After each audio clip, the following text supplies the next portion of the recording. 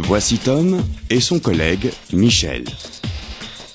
Ils travaillent dans une petite entreprise spécialisée dans la production et l'assemblage de petites séries de pièces de divers matériaux. Souder, fraiser, percer, scier, poncer, polir et monter, voilà leur tâche quotidienne. S'il faut finir ce travail pour vendredi, nous aurons besoin d'aide.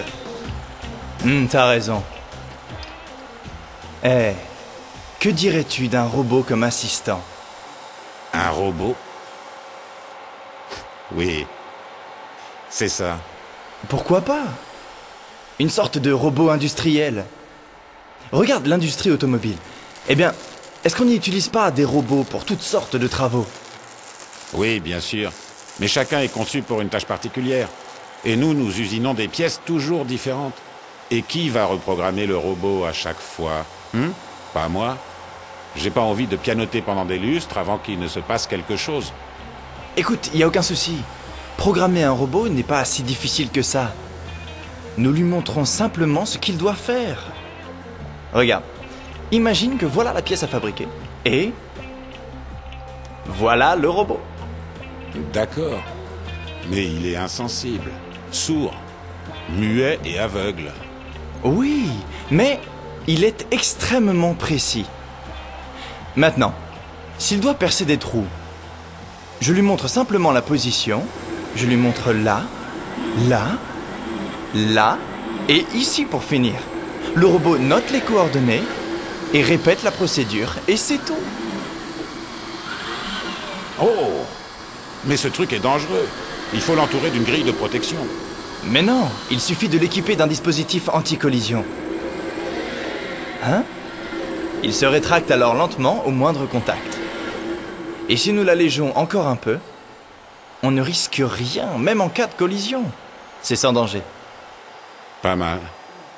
On peut donc travailler en sécurité sur le même poste de travail que le robot. Tout à fait. Et comme le robot est très léger, il peut être facilement déplacé d'un endroit à un autre. Incroyable.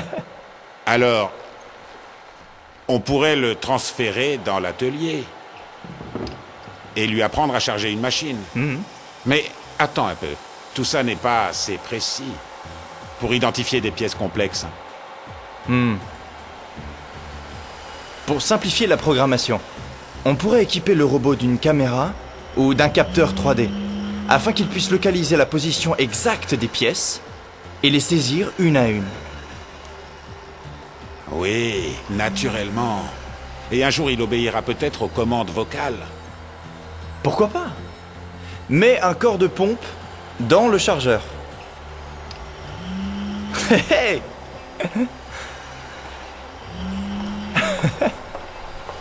Eh bien, que se passe-t-il ici? Il y a encore beaucoup à faire. Et qu'est-ce que c'est que ce truc? Nous inventons un robot pour exécuter le travail de routine. Notre robot sait déjà travailler le bois et alimenter les chargeurs. Il apprend très facilement et... Je parie qu'elle vaut une fortune. Oh non, pas nécessairement. Il ne coûtera pas plus cher qu'une fraiseuse. Et il ne faudra pas non plus l'acheter tout de suite. On pourra peut-être le louer pour un certain temps, ou bien pour produire une certaine quantité. Ceci a l'air intéressant, mais ne faudrait-il pas une formation spéciale et plutôt coûteuse pour pouvoir s'en servir? Bien sûr, le personnel devra être initié. Mais pas plus que pour une autre nouvelle machine. Oui, mais... Vous savez, je pense qu'il faudra envoyer la direction suivre une formation qui lui montrerait les avantages d'un robot. Très bien.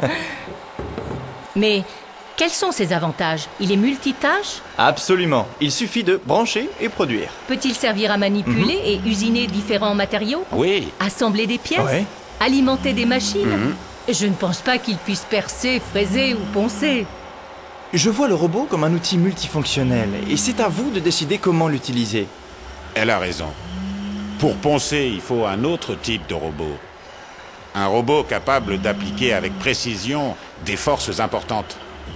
Et il faut aussi qu'il soit léger et équipé d'un système anti-collision et tout le reste. Ça y est, j'ai trouvé. Que diriez-vous d'un robot modulaire, composé d'éléments rigides et légers? Voilà la solution. C'est ce que vous appelez un robot?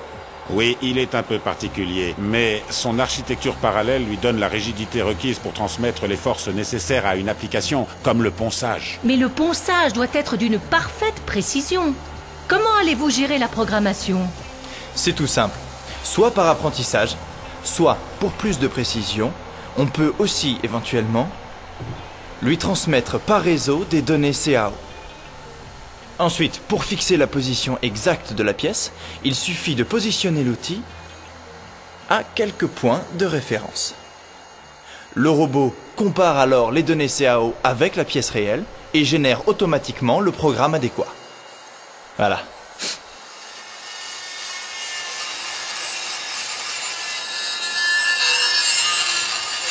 Eh bien, il faudrait vraiment inventer de tels robots flexibles. Les principaux instituts de recherche et fabricants de robots européens ont fondé un consortium dont l'objectif est de mettre au point une nouvelle génération de systèmes robotisés spécialement conçus pour répondre aux besoins des PME. SME Robot, l'initiative européenne destinée à renforcer la compétitivité des petites et moyennes entreprises.